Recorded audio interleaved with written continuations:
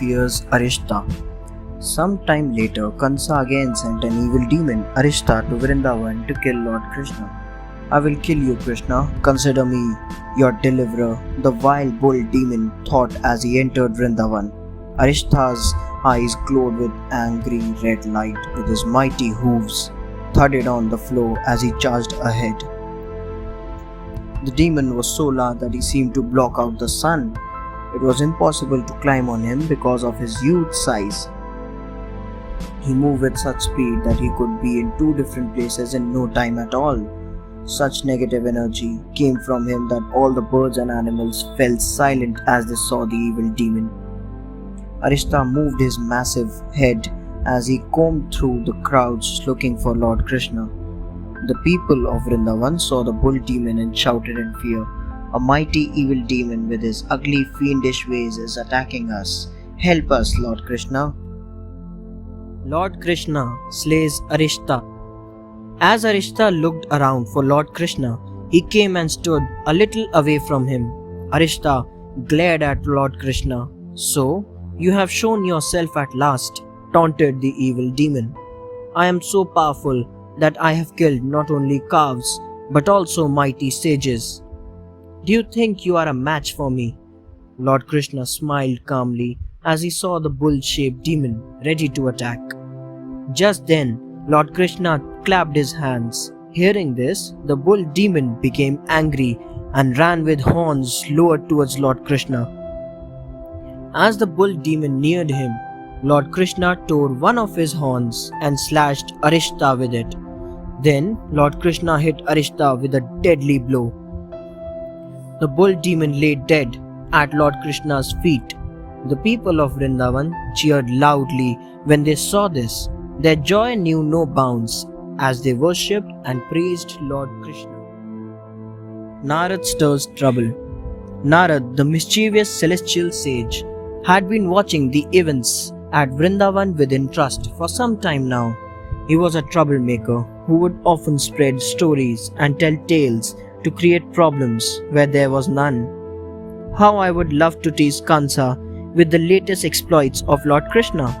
If I do so, it will surely enrage evil Kansa and lead to some trouble, thought Narad gleefully. "Alak Niranjan!" Narad called out his greeting as he reached Kansa's palace. He then narrated Lord Krishna's exploits before evil Kansa. "Narad, you have opened my eyes. Krishna and Balram are more dangerous than I had thought. I must kill both of them before they become adults," said Kansa. The evil demon ruler started plotting how to kill Lord Krishna and Balram. He knew that he must destroy them or lose his life. After so many warnings from all, Kansa's nerves were frayed as he feared his end at the hands of Lord Krishna. Chanura and Mushtika. Fueled by Narad's instigation, Kansa got worried day and night. How can I destroy Krishna and Balram? One day he finally thought of a plan. "Guards, summon the strong wrestlers, Chanura and Mushtika, before me," thundered evil Kansa as he sat on his throne. When the two wrestlers arrived, they fell at his feet to greet him. Both the wrestlers were so tall that even the most massive pillars of the palace looked dwarf-like next to them. Their arms were so strong and sinewy that rocks could be crushed into fine powder by them. "How may we serve you, King Kansa?" queried the two wrestlers in unison. "Kill Krishna and Balram in a wrestling match," ordered evil Kansa. He then explained the plan to them. The two wrestlers prepared to kill Lord Krishna and Balram. They were unaware that they were about to meet with their own end instead. Kansa lays the trap. Kansa arranged for a yajna, fire ceremony, where offerings would be made to the fire god. On this occasion, he planned to hold a wrestling match between Krishna, Balram, and the two wrestlers. Kansa sent his associate Akrura to bring Krishna and Balram to Mathura. "This will not be enough to destroy them. I must make other plans," thought evil Kansa.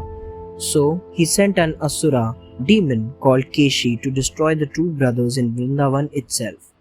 Alongside, he planned to release a huge elephant called Kubala ya Pida in the arena. If one plan does not succeed, another will. Now I have nothing to fear about. If Keshi does not manage to kill them, surely Chandra and Mushtika will. Failing that, elephant Kubalaya Pida will kill them. I am safe. Foolish Kansa did not know that his end was near. Thanks for watching. Do like, share, subscribe to Sahil Book House.